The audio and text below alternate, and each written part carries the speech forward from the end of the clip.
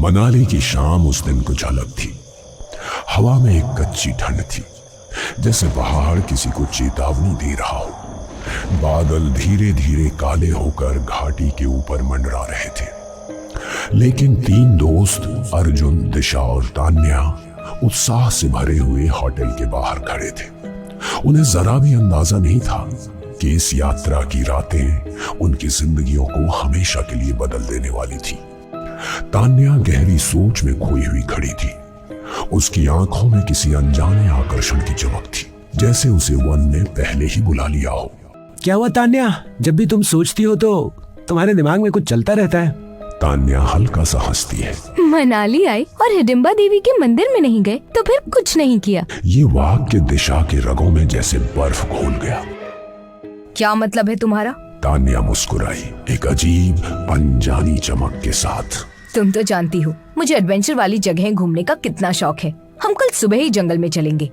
उसकी आवाज में एक अजीब आग्रह था, जैसे ये योजना उसने नहीं, किसी और ने उसके दिल में डाली हो। अगली सुबह घना जंगल उन्हें अपने भीतर समेटने लगा था। पेड़ इतने ऊंचे थे कि सूरज की रोशनी भी मुश्किल से नीचे आती थी। हवा में देवदार की गंध थी और साथ ही कुछ ऐसा जो इंसानी नहीं था। अर्जुन, दिशा और तान्या मंदिर की ओर पहुंचे। मंदिर की पुरानी लकड़ी, काले रंग की मूर्तियां एक ऐसा माहौल बना रही थीं जिसे देखकर कोई भी श्रद्धा से झुक जाए। लेकिन तान्या हंसने लगी। इतनी पुरानी मूर्तियों को देवी कहकर पूजते हैं? सीरियसली? उसकी आवाज जैसे एक तीर बनकर पेड़ों के बीच गूंज गई। जंगल अचानक शांत हो गया, बहुत ज्यादा शांत। अर्जुन और दिशा भी हल्की सी हंसी दबा नहीं पाए कि तभी मंदिर की सीढ़ियों के पीछे से एक बूढ़ी औरत निकली। उसकी चाल धीमी थी लेकिन मौजूदगी भारी। उसकी आंखों में लाल सी चमक, चेहरा झुर्रियों से नहीं रहस्यों से भरा था। देवी के तप स्थान पर हंसी नहीं उड़ाई जाती बच्चे, ये स्थान जागृत है। कौन हो तुम? मेरा नाम देवकी है। तान्या हंसकर बोली। आंटी, हम तो मजाक कर रहे थे, डराने की जरूरत नहीं है। देवकी आगे बढ़ी। उसकी कदमों की आवाज मिट्टी पर नहीं, हवा में सुनाई दे रही थी। हिडिंबा सिर्फ राक्षसी नहीं थी, वो वन की रक्षक थी। उन्होंने वर्षों तक तप किया। उनका तप इस जंगल में आज भी जीवित है। रात के तीसरे पहर देवी मंदिर से निकलकर उस स्थान पर जाती हैं जहां उन्होंने तप किया था। वन उनका अपमान नहीं सहता। जो भी हंसी, अपमान या बदतमीजी करता है, उसका मन जंगल अपने अंदर खींच लेता है। देवकी ने तान्या की आंखों में सीधी नजरें डालकर कहा, अगर देवी का अपमान हुआ तो विश्वास रख बेटी, तू इन जंगलों से कभी लौटकर नहीं जा पाएगी। हमेशा के लिए इन्हीं गहराइयों में भटकेगी। अर्जुन और दिशा को डर ने जकड़ लिया, लेकिन तान्या अब भी यही सोच रही थी कि ये सब लोकल लोगों का टूरिस्ट को डराने का तरीका है। ओह प्लीज, इतना डरावना मत बोलो। हम टूरिस्ट हैं, भूत नहीं। तीनों चले जाओ, अभी भी समय है। देवी सब देख रही हैं। लेकिन तीनों दोस्तों ने उसकी चेतावनी को हवा में उड़ा दिया। रात सामान्य लग रही थी, लेकिन पहाड़ की खामोशी अक्सर तूफान का संकेत होती है। रात के 2:30 बजते ही होटल में एक भयावह चीख गूंजी। अर्जुन और दिशा दौड़कर तान्या के कमरे में पहुंचे। उनके कदम दरवाजा खोलते ही रुक गए। तान्या बिस्तर पर खड़ी थी। उसका चेहरा नीला, आंखें काली और उसके बाल हवा में ऐसे उड़ रहे थे जैसे किसी अदृश्य शक्ति ने उन्हें पकड़ रखा हो। उसकी हड्डियां एक एक करके मुड़ने लगी।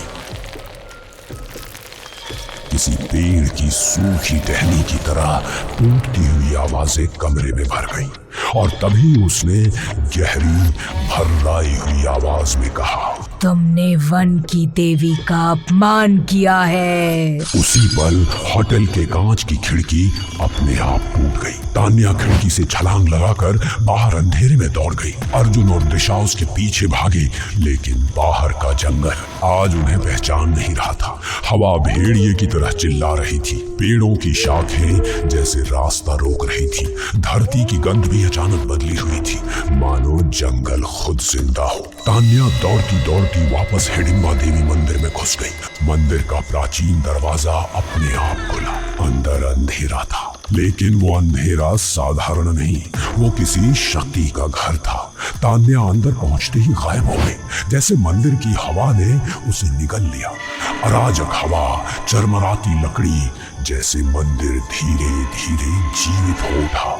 अर्जुन और दिशा ने मंदिर में कदम रख दिया। मंदिर का अंदरूनी हिस्सा किसी दूसरे संसार जैसा लग रहा था। दीवारों पर पुरानी लकड़ियों से रिश्ती नमी, छत से टपकती बूंदें और हर दिशा में घना अंधेरा, जैसे देवी का तप अभी भी इसमें जल रहा हो। अर्जुन और दिशा अंदर कदम रखते ही समझ गए, ये मंदिर अब ईश्वर का स्थान नहीं, किसी आत्मा का निवास है। अंधेरा उनके पीछे पीछे सांस ले रहा था। दिशा कांपती आवाज में पुकारती है, तान्या, तुम कहाँ हो? देखो, हमें डराओ मत। अर्जुन भी आवाज लगाता है, दिशा, तुम कहाँ हो? उनकी आवाजें दीवारों से टकराकर लौट आई, लेकिन तान्या की तरफ से कोई जवाब नहीं। बस मंदिर में बसी हवा बार बार सिहरन भेज रही थी, मानो कोई उनकी आवाज को निगल रहा हो। फिर अचानक दोनों की नजर मंदिर के बीचों बीच ठहर गई। वहां तान्या खड़ी थी, उसका पूरा शरीर कांप रहा था। चेहरा इंसानी नहीं रहा, आंखें गहरी काली जैसे दो गुफाएं हों। उसकी सांसें फटी हुई थी और अगले ही पल उसका चेहरा भयानक रूप से विकृत होने लगा। मांस खिंचने लगा, गाल अंदर धंस गए और गर्दन एक अजीब दिशा में मुड़ गई। फिर उसने चिल्लाकर कहा, मैंने कहा था ये स्थान जागृत है। उसकी आवाज ऐसी थी जैसे किसी ने लोहे को पत्थर पर घसीटा हो, कर्कश, दर्दनाक और गैर इंसानी। अगले ही पल तान्या बिजली की गति से दिशा के सामने पहुंच गई। दिशा तान्या का भयावह चेहरा देखकर ठिठक गई। भयानक हो चुकी तान्या ने दिशा का गर्दन पकड़कर किसी गुड़िया की तरह मरोड़ दी। उसकी हड्डियों के मुड़ने की आवाज गूंज उठी। दिशा की चीख हवा में कट गई। तान्या ने उसे पकड़कर हवा में उछाल दिया। दिशा पत्थर पर जोरदार आवाज से जाकर गिरी और वहीं ढेर हो गई। अर्जुन ये सब देखकर कांप उठा। मुझे छोड़ दो, आखिर तुम्हें हो क्या गया तान्या? लेकिन वो अब तान्या नहीं थी, वो जंगल का क्रोध थी, वन की देवी का दंड थी। अचानक तान्या ने अपने ही सिर को मंदिर के पत्थर के स्तंभ से जोर से मार दिया। एक धड़ाम की आवाज से उसकी खोपड़ी फट गई और एक दर्दनाक चीख मंदिर के सन्नाटे को चीर गई। कुछ ही सेकंड में उसका चेहरा सामान्य हो गया और उसका शरीर ढह गया, मानो किसी अदृश्य शक्ति ने उसे अपने अपराध की सजा खुद अपने हाथों से दिलवाई हो। अब सिर्फ अर्जुन बचा था। अचानक पीछे से कदमों की आवाज गूंजी, धीमी, भारी। अर्जुन ने मुड़कर देखा, वही बूढ़ी औरत देवकी मंदिर में खड़ी थी, लेकिन इस बार उसका चेहरा इंसानी नहीं था। उसकी आंखें कोयले जैसी काली थी, त्वचा सूखी और फटी हुई और शरीर से मिट्टी और गीली लकड़ी की गंध आ रही थी, जैसे वो धरती से उठकर आई हो। अर्जुन डर के मारे कांपते हुए बोला, आखिर कौन हो तुम? देवकी की आवाज गहरी हो गई। अब बताती हूँ मैं कौन हूँ। मैं हिडिंबा की तपस्थली की रक्षक आत्मा हूँ। मैं 1700 सालों से इस जंगल की सीमा की पहरेदार हूँ। हिडिंबा देवी ने तप के बाद अपने वन की रक्षा के लिए मुझे वरदान दिया था। मेरे वन में आने वाला कोई भी अपमानकारी बचकर नहीं जाएगा। अर्जुन फूट फूट कर रोते हुए बोला, मुझे जाने दो, कृपया मुझे जाने दो। देवकी नीचे झुककर उसकी आंखों में झांकती हुई बोली, तुझे डर नहीं लगा जब तान्या मजाक कर रही थी? अर्जुन हकलाता हुआ बोला, मुझे लगा था कि मजाक है। देवकी की आवाज और गहरी हो गई। और यही तुम्हारा पाप है, जो अपमान को देखकर भी चुप रहे, उनका भी वही भाग्य होता है। अर्जुन ने भागने की कोशिश की, लेकिन मंदिर के दरवाजे अपने आप धड़ाम से बंद हो गए। हवा भारी हो गई, दीवारें कांपने लगी और देवकी की आंखें अचानक लाल लाल आग की तरह चमक उठी। अब तू भी यहीं रहेगा, हमेशा के लिए जंगल की छाया बनकर। और अगले ही पल अर्जुन की चीख पूरे जंगल में गूंज उठी। चीख जिसे पहाड़ों ने निकल लिया, पेड़ों ने सोख लिया और देवदार की हवा अपने भीतर ले गई। अगली सुबह मनाली पुलिस होटल पहुंची, फिर जंगल, फिर मंदिर। उन्होंने घंटों तलाश की। पेड़ खंगाले गए, फर्श खुरचा गया, मंदिर का हर कोना देखा गया, लेकिन न तान्या मिली, न दिशा, न अर्जुन। तीनों का कहीं भी कोई निशान नहीं मिला, मानो पहाड़ उन्हें हमेशा के लिए निगल चुका हो। तीन दोस्त समर, आर्यन और दिशा एडवेंचर के शौकीन थे। पहाड़, नदी और जंगल उन्हें हमेशा अपनी ओर खींचते रहते थे। जितना बड़ा खतरा होता था, उतना ही उनका उत्साह बढ़ जाता था।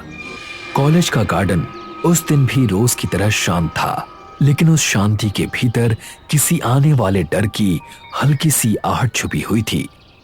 बहुत दिन हो गए यार, हम लोग किसी एडवेंचर ट्रिप पर नहीं गए। तूने बिल्कुल ठीक कहा समर, मैं भी तुझसे यही कहने वाला था। तो फिर देर किस बात की है? चलो कुछ दिन किसी अच्छे हिल स्टेशन पर चलते हैं, लेकिन हम जाएंगे कहाँ? कमाल है, हम तीनों दोस्त एडवेंचर के शौकीन हैं, तो जाहिर सी बात है हम किसी एडवेंचर वाली जगह पर जाएंगे, जैसे कोई जंगली या बर्फीली जगह या कोई पहाड़ जहाँ थोड़ा बहुत खतरों का सामना करना पड़े। मुझे लगता है तूने पहले से ही कोई जगह सोच रखी है, अब बता भी दे। समर के चेहरे पर हल्की सी मुस्कान उभर आई। उसकी आंखों में एक अजीब सी चमक थी, जैसे वो जगह उसके दिमाग में पहले से तय हो चुकी थी। हम अरुणाचल प्रदेश के एक पहाड़ी इलाके में जाएंगे। वो इलाका बर्फीला भी है और घने जंगलों से घिरा हुआ भी है।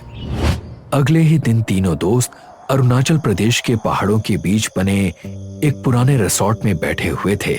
बाहर बर्फीली हवा पेड़ों से टकरा रही थी। रिसोर्ट की लकड़ी की दीवारें हवा के हर झोंके पर कराने जैसी आवाजें कर रही थीं। समर अपने हाथ में टैबलेट पकड़े कुछ देख रहा था। उसकी आंखें स्क्रीन पर गड़ी हुई थीं, जैसे वहां कोई रहस्य सांस ले रहा हो। समर, तुम जहाँ भी जाते हो अपना टैबलेट नहीं छोड़ते, आखिर क्या देख रहे हो? हम दोनों में से समर को ही नई नई चीजों के बारे में जानने की ज्यादा उत्सुकता रहती है। इसका दिमाग पढ़ाई से ज्यादा इतिहास में चलता है, और खास तौर पर सांपों के मामले में। मुझे पूरी उम्मीद है कि समर इस वक्त टैबलेट में किसी न किसी नई चीज के बारे में देख रहा होगा।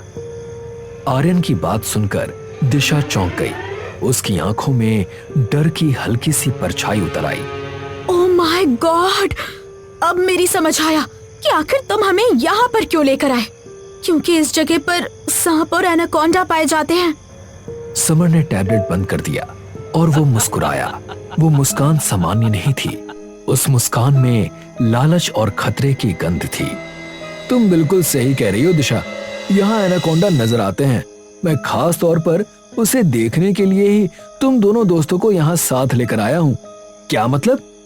अगर हम उस एनाकोंडा का जहर निकाल पाए या उसे मार कर उसका जहर ले आए, तो हमें करोड़ों का फायदा हो सकता है। एनाकोंडा का जहर करोड़ों में बिकता है। सोचो, अगर एक बार वो हमारे हाथ लग गया तो हमारी लाइफ सेट हो जाएगी। आर्यन की आंखों में भी चमक आ गई। लालच उसकी पुतलियों में साफ दिखाई दे रहा था। वाह यार, ये तो सच में कमाल की बात है। लेकिन दिशा का चेहरा पीला पड़ गया था। लेकिन समर, मैंने सुना है कि एनाकोंडा बहुत ही खतरनाक होते हैं। डरने की कोई जरूरत नहीं है दिशा। तुम तो जानती हो कि मैं सांपों को पकड़ने में एक्सपर्ट हूँ। मेरे पास एनाकोंडा को पकड़ने का पूरा सामान है और उसका जहर निकालना भी मैं अच्छी तरह जानता हूँ। हम अगली सुबह ही जंगल की ओर रवाना हो जाएंगे। अगली सुबह समर, आर्यन और दिशा जंगल की गहराई में चले गए। चारों ओर ऊंचे ऊंचे पेड़ थे जिनकी टहनियों पर बर्फ जमी हुई थी। हवा में नमी थी। जमीन पर पिघलती बर्फ और कीचड़ के बीच अजीबोगरीब निशान बने हुए थे, जैसे कोई भारी और लंबी चीज वहां से रेंगती हुई गुजरी हो।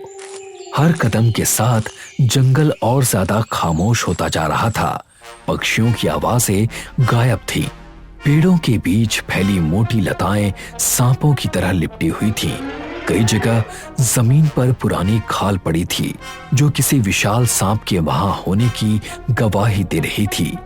हवा अचानक ठंडी नहीं बल्कि भारी लगने लगी थी, जैसे जंगल खुद सांस रोककर उसकी हर हरकत को देख रहा हो। कहीं ना कहीं एनाकोंडा मौजूद था और शायद वो इंतजार कर रहा था। जंगल के भीतर बढ़ते हुए अचानक दिशा की चीख गूंज उठी। उस चीख में डर नहीं, सीधा मौत की झलक थी। दिशा को अचानक चिल्लाता देख आर्यन और समर चौंक गए। क्या हुआ? अभी मेरी आंखों के सामने मेरे पैरों के नीचे से एक सांप लहराता हुआ निकला। समर तुरंत उसी दिशा में दौड़ा, लेकिन वहां कुछ नहीं था, ना कोई सांप ना कोई निशान। तभी उसकी नजर एक परछाई पर पड़ी। उसके सामने एक बूढ़ी औरत खड़ी थी। चेहरे पर गहरी झुर्रियां थीं, लेकिन आंखों में अजीब सी चमक थी। कौन हो तुम? उसी पल आर्यन और दिशा वहां पहुंच गए। मेरा नाम समर है और ये दोनों मेरे दोस्त हैं। हम यहाँ एनाकोंडा का शिकार करने आए हैं। ये सुनते ही बूढ़ी औरत गंभीर हो गई। यहाँ से चले जाओ। पहले ये बताइए कि आप कौन हैं? मैं इसी जंगल में रहती हूँ। अब मेरी बात ध्यान से सुनो बच्चे। आज पूर्णिमा की रात है, वापस लौट जाओ। आर्यन हंस पड़ा। क्यों, पूर्णिमा की रात? इस जंगल में कोई भूत निकलता है क्या? अचानक बूढ़ी औरत की आवाज सख्त हो गई। आज रात एनाकोंडा की रानी निकलती है। वो साधारण सांप नहीं है, वो एक पिशाचिनी है जो किसी भी रूप में बदल सकती है। पूर्णिमा की रात उसकी ताकत सबसे ज्यादा होती है। अगर उसकी नजर में तुम आ गए तो तुम में से कोई भी जिंदा नहीं बचेगा, चाहे दुनिया के किसी भी कोने में छुप जाओ। एनाकोंडा की रानी तुम्हें ढूंढ ही लेगी और मार डालेगी। तीनों दोस्त गंभीर होकर उसे देखने लगे, लेकिन अगले ही पल आर्यन जोर से हंस पड़ा। ये सब बकवास है। मुझे इस बूढ़ी औरत की बातों में सच्चाई लग रही है। अरे तुम कुछ भी बोल रही हो यार। हमें इसकी बातें सुनकर अपना समय बर्बाद नहीं करना चाहिए। इसके बाद तीनों दोस्त आगे बढ़ गए जंगल की गहराई की ओर। धीरे धीरे रात होती गई। पेड़ों की परछाइयां लंबी होने लगी। अचानक झाड़ियों में जोरदार हलचल हुई। उनके सामने एक विशाल एनाकोंडा था, मोटा, लंबा और उसकी आंखें लाल थीं। ओह नो, ये तो एनाकोंडा है। समर ने हथियार निकाला और गोलियां चलानी शुरू कर दी। एनाकोंडा घायल हो गया और अगले ही पल अंधेरे में गायब हो गया। तीनों सन्न रह गए। डर ने पहली बार उन्हें जकड़ा था। मुझे यहाँ एक पल भी नहीं रहना, मुझे वापस जाना है। समर के चेहरे पर भी डर साफ दिखाई दे रहा था। वो तीनों भागते हुए रिसोर्ट लौट आए और कमरे में आने के बाद सांस ली। मुझे लगता है वो एनाकोंडा मर गया होगा। वो तुम्हारी गोली से घायल हो चुका था। हाँ, मुझे भी यकीन है। कहीं वो एनाकोंडा की रानी तो नहीं जिसके बारे में उस बूढ़ी औरत ने बताया था? ऐसा कुछ नहीं होता। शायद वो कोई जंगल की दंत कथा थी। अब सो जाओ। आधी रात के बाद कमरे का तापमान गिरने लगा। बाथरूम के शीशे पर कुछ रेंगता हुआ दिखाई दिया। अचानक दीवार पर सांप की परछाई उभरी, लेकिन वो सांप नहीं था, वो एनाकोंडा था, इस बार धुएं जैसे शरीर के साथ। उसकी आंखें इंसानी थीं और फन पर मुस्कान थी। उसने आर्यन को पल भर में जकड़ लिया। कमरे में आर्यन की चीख और हड्डियों के चटकने की आवाज गूंज उठी और फिर एक सन्नाटा छा गया। उस भयानक दिखने वाली एनाकोंडा ने बिजली की रफ्तार से समर को दीवार पर पटक दिया। उसकी आंखों के सामने अंधेरा छा गया। दिशा भयानक मंजर को देखकर चीखती हुई नंगे पांव होटल से बाहर भागी। कांटे उसके पैरों में चुभ रहे थे, लेकिन डर ने दर्द को दबा दिया था। अचानक उसके सामने वही बूढ़ी औरत फिर दिखाई दी, जैसे वो पहले से ही वहां उसका इंतजार कर रही हो। मुझे बचा लो, मैंने आपकी बात नहीं मानी। बूढ़ी औरत मुस्कुराई, लेकिन वो मुस्कान इंसानी नहीं थी। मूर्ख, मैं भी सांपों की रक्षक हूँ। मेरा काम सिर्फ चेतावनी देना है। जो नहीं मानता उसका अंत तय है। इतना कहने के बाद उसका चेहरा बदलने लगा, त्वचा खिंचने लगी, हड्डियां आकार बदलने लगी, आंखें लंबी और सांप जैसी हो गई, जीभ बाहर निकल आई, ठीक सांप की तरह। उसके पीछे अंधेरे से वही भूतिया एनाकोंडा उभरा, धुएं जैसे शरीर के साथ, अपनी इंसानों जैसी आंखों में क्रूर चमक लिए। दिशा चीखना चाहती थी, लेकिन उसकी आवाज गले में ही रह गई। अगली सुबह जंगल के बाहर 3 लाशें मिली। शरीर पर कोई जख्म नहीं था, कोई खून नहीं था, लेकिन चेहरे पर डर जमा हुआ था।